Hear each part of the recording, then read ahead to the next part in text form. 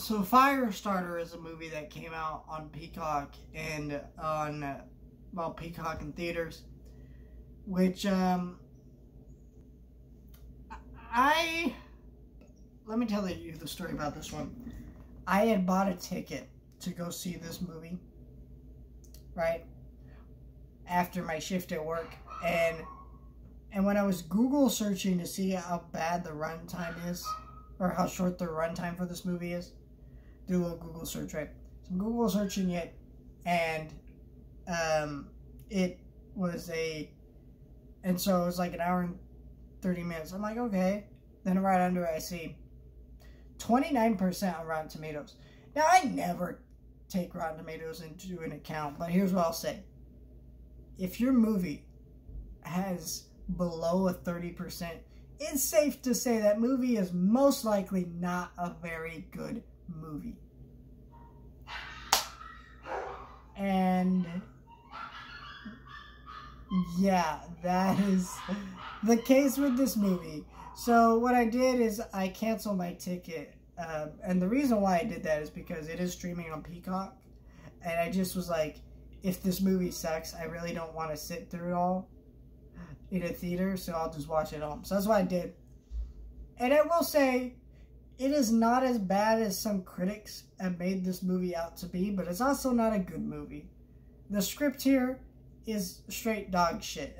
You hear a lot of these lines in this trailer, like there's like the liar, liar, pants on fire, you know, stuff like that in the trailer. This is really bad. It was really bad. I think what helps this movie for me is it is slightly improved upon the original. Like, so instead of you being thrown into these people on the run from the government who are being tested on, you actually get more context to what's actually happening.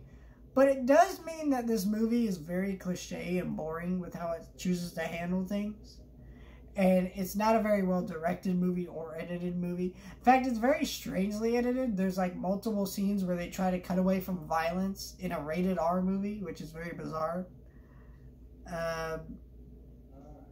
The movie's less boring than the original, but it's also still a boring movie too. Like, so I don't know really what to compliment here. The acting is slightly better than the first movie, but also not that good. And yeah, and I think what made me less bored in this movie is, this movie's shorter. The original Firestarter was like 2 hours almost. This is an hour and 35 minutes, 34 minutes, counting credits. So it's a pretty short movie compared to the original. Like, it's 30 minutes shorter, which I think helps. Though maybe, I think in the back half, this movie could have benefited from being longer, but at the same time, it's bad. So do I really want more? No. And the score to this movie is really good because, it's John Carpenter's son working on this score. So that was cool. But yeah, this movie's very generic in the sense that, when the original Firestarter was written, it's a decent book.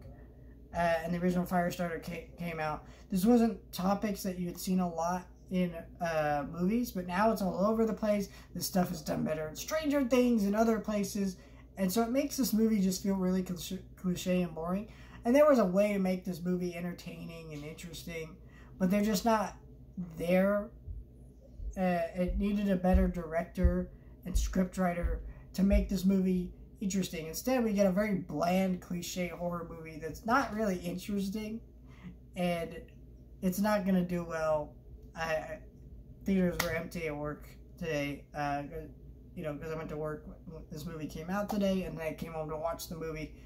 Empty. Like, no one's watching this movie. And for good reason, this movie's bad. But that's kind of this movie, so